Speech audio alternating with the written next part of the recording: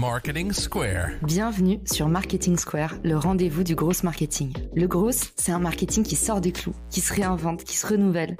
C'est aussi un mindset qui repose sur l'envie de se dépasser, de se détacher de ses opinions une bonne fois pour toutes et d'apprendre en continu. Si tu te reconnais dans cette description, que tu sois débutant ou expert, abonne-toi. Ce podcast va devenir ton meilleur allié. Je suis Caroline Mignot, grosse marketeuse et entrepreneur. Et chaque semaine, je partage sans compter des astuces concrètes, des méthodes actionnables, des idées utiles pour faire grandir ton business et rester à la pointe des nouveautés. Si cet épisode te plaît, tu peux le partager en me taguant ou lui laisser 5 étoiles sur Apple Podcast. Bonjour à tous et bienvenue dans ce nouvel épisode. Aujourd'hui, j'ai le grand plaisir de recevoir Nina Ramen. Nina, est-ce que tu peux te présenter ? Alors, rapidement, moi je suis copywriter chez Germinal. Donc Germinal, on est une boîte qui accompagne les entrepreneurs entre 0 et 1 million de chiffre d'affaires. Et on a 2 parcours. Le premier, c'est en e-commerce et le deuxième, c'est en création de contenu. Et en parallèle de mon job chez Germinal, donc de copywriter, je suis moi-même créatrice de contenu et j'ai ma newsletter qui s'appelle Culotté, dans laquelle je parle aux femmes et j'aide les femmes à oser davantage. Multicasquette, trop hâte que tu racontes comment est-ce qu'on peut nettoyer sa base pour pouvoir personnaliser au maximum et éviter d'avoir des emails qui bouncent parce qu'au final, on s'en fout de la taille. L'important, c'est la façon de s'en servir. Oui, clairement. C'est un avantage aussi des emails, effectivement, c'est de pouvoir segmenter, d'avoir des données qui t'appartiennent et en plus de pouvoir les segmenter.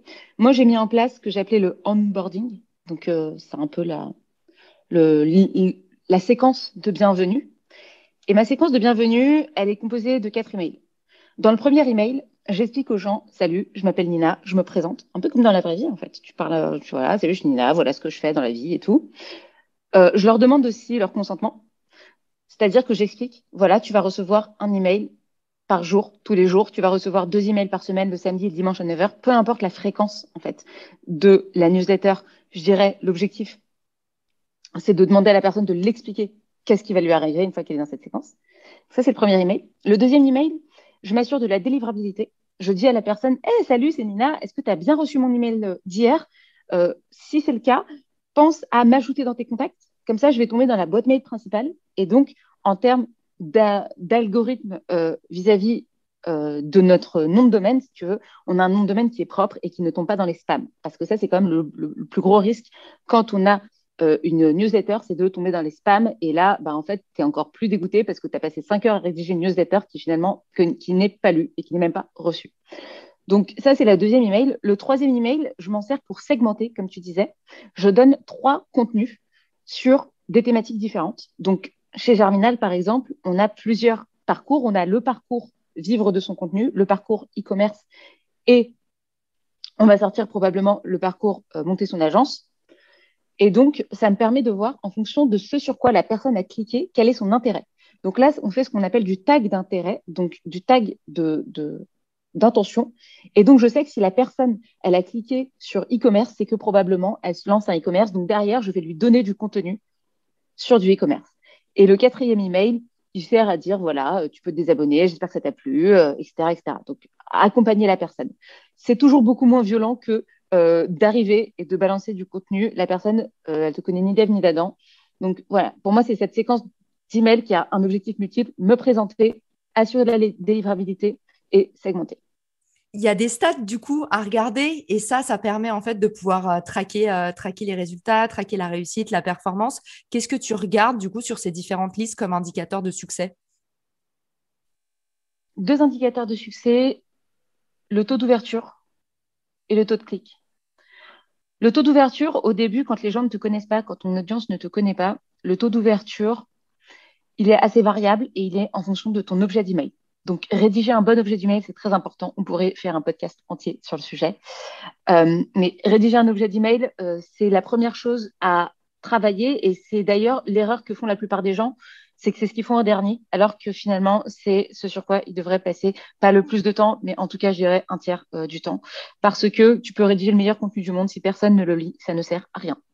Donc, objectif premier, avoir un email qui est ouvert. Deuxième objectif, le taux de clic.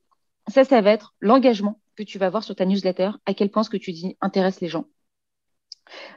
Typiquement, tu mets trois articles. Si les gens cliquent sur les articles, potentiellement, ça veut dire que tu leur as bien raconté l'histoire. Pareil, si tu vends, en fait, ça, c'est plus le cas, le taux de clic, en fait, ça va être plus dans le cas de la vente. Moi, par exemple, sur mes newsletters, je donne beaucoup de contenu. Mon objectif, c'est pas forcément que les gens cliquent. Enfin, c'est au moins 80% du temps, c'est pas le cas. Donc, voilà. Mais quand tu fais de la vente, c'est quand même le taux de clic et le taux de conversion.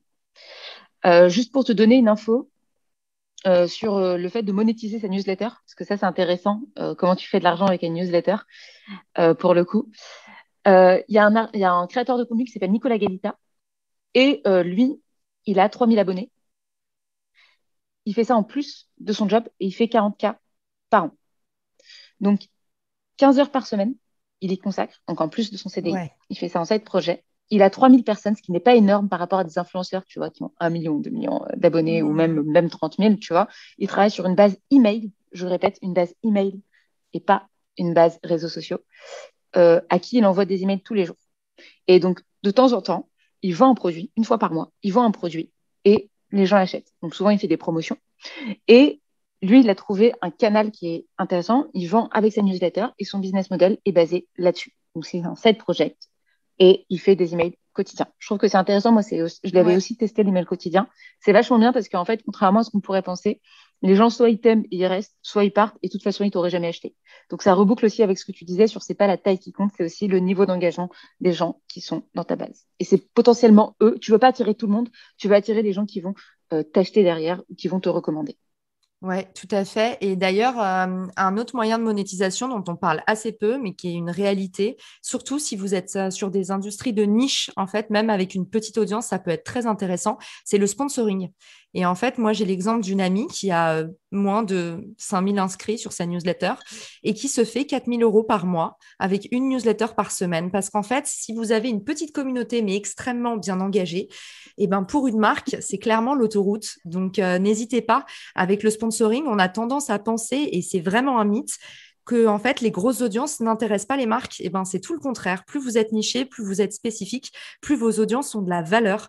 Donc voilà, n'hésitez pas à vous renseigner sur le sujet parce que on en parle assez peu. En général, on a tendance à se dire la monétisation, c'est plutôt via Substack par exemple, faire payer ses abonnés. On peut faire aussi du placement de produits. Et ben vous pouvez aussi sponsoriser avec notamment des encarts dans Substack. Donc si vous n'avez pas envie de faire payer vos utilisateurs ou de faire du placement de produits à tort et à travers, ou aussi il y a les articles invités. Donc ça, c'est aussi une autre façon de monétiser sa newsletter. C'est en fait de faire payer les marques pour, par exemple, des interviews où elles passent dans la newsletter. Donc c'est quand même assez sympa parce que vous avez à la fois du contenu qui a de la valeur et à la fois c'est un peu monétisé. Mais bon, attention à l'authenticité, c'est un truc qui peut être à double tranchant. Merci Nina d'avoir été mon invitée et je te dis à très bientôt. De rien, merci à toi pour l'invitation, c'était super, super cool comme d'habitude. Si t'as écouté jusqu'ici, c'est certainement que cet épisode t'a plu. Ce podcast est rendu possible par Richmaker, le Tinder du B2B comme on l'appelle. C'est une plateforme que j'ai lancée et qui permet d'identifier des partenaires compatibles en fonction de ton business. En gros, dis-moi quels sont tes objectifs marketing et je te dirai qui va t'aider à les dépasser au sein de ton écosystème. Pourquoi aller chercher ses clients un par un quand on peut placer sa croissance en pilote automatique ? Mettre en commun ses ressources, décupler son impact, mutualiser ses coûts. Après 10 ans à travailler en marketing entre New York et Paris, je me suis rendu compte que la pub était devenue un réflexe tristement automatique. Pourquoi est-ce qu'on baserait notre croissance sur des modèles qui nous placent en compétition les uns contre les autres ? Et toujours au profit des mêmes acteurs. Le vivant, qui est quand même notre ancêtre de plusieurs milliards d'années, nous enseigne que ceux qui prospèrent sont pas les plus forts, ce sont ceux qui collaborent le plus. Et si c'était pareil dans le business ? Pour découvrir l'immense pouvoir du co-marketing, j'offre des contenus que tu trouveras nulle part ailleurs sur richmaker.com, onglet Académie. Plus d'excuses, passe à l'action et à très vite sur Marketing Square, le podcast du gros marketing. Marketing Square.